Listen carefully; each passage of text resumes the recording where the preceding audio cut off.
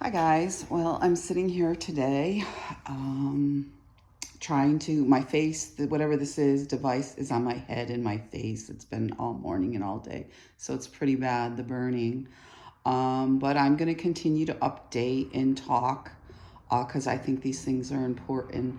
So people are on my page talking about Fred and talking bad about people that have passed away and Robin.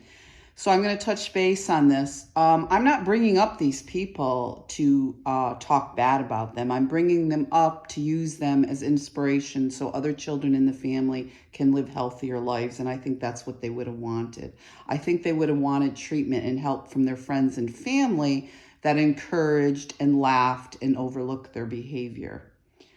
Fred Brender had a lot of friends, and he had family over at the jail that consistently laughed, made jokes, threatened people, had behaviors, and these are people tasked with responsibilities.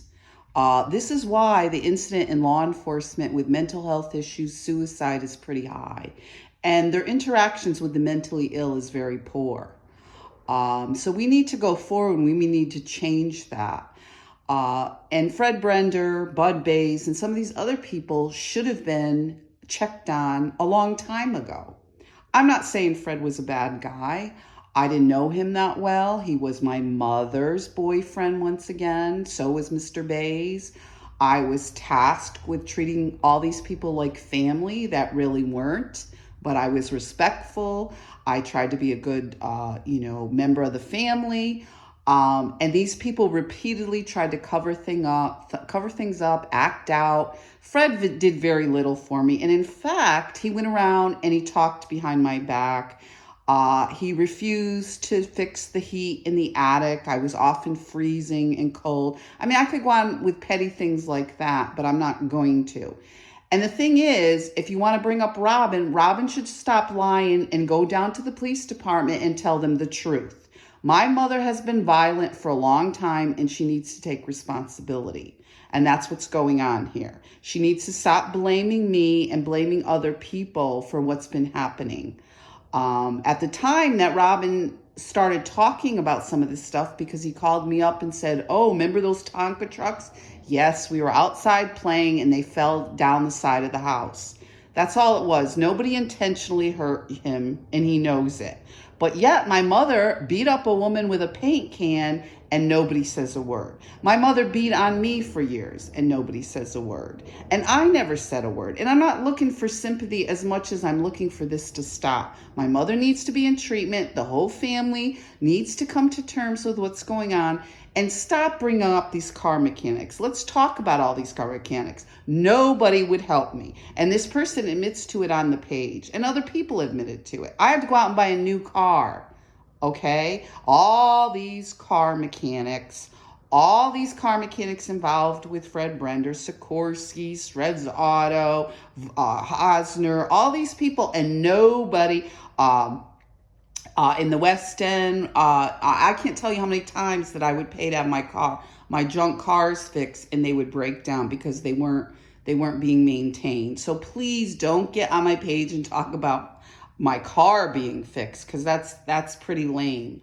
And I can go through all the incidences with my car, and even my ex-husband was like, "Well, what do you think? All men work on cars?" So he didn't want to take care of my car either. So I ended up buying a new one, and these guys gave me such a hard time because I wasn't going to buy with a low payment plan. So we can talk about some of that, of the abuse that other people like to get involved with when they know you're in a situation like you are, which the commentator said, "Oh, nobody wanted to help you." You're right. Nobody did want to help me. Why? All these car mechanics that Fred knew, and nobody really helped me. And Don over there in the West End would charge $500 for nonsense, and none of it fixed my car either the few times I went to him. So there was quite a few car mechanics that Mr. Brender knew that would play games and not fix my car, and that's why I went. Oh, and then Flan was involved with Butchies. They were too busy in Canada, snow machine riding and all this other stuff to really look at my car. So I went and bought a new one.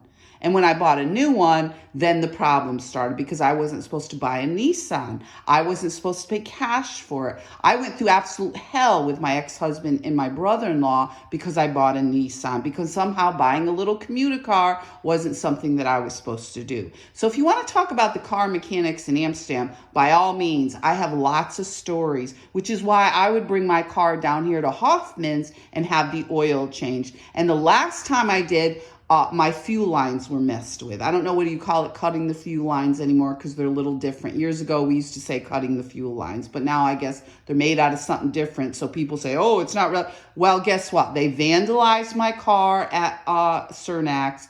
And when I brought it to Hosner, there was all kinds of trouble with the fuel leaking all over. So please don't tell me that any of these people went out of their way to help me with my car. And on top of that, I had to drive all the way from Amsterdam to Albany to go to work. So we'll continue to talk about how these people get together to try to cover things up to make it difficult for other people to live their lives. And I have lots of stories about having to commute to Albany in blizzards, all kinds of weather, with junk cars, while my family was getting new cars and going on and on. And you know, I didn't care. I didn't get a new car till I was 40 years old. Some people never get a new car. I was fortunate. I worked. I got a new car. I got 2 of them. And the last one they outright stole. They stole it. A brand new $20,000 car. Ask the police department about that. Ask all these cops about that you can roll up and outright steal someone's car, and then judges do absolutely nothing because they thought it was funny to watch me in below zero weather walk up and down Market Street and tell everybody I was a whore and a prostitute.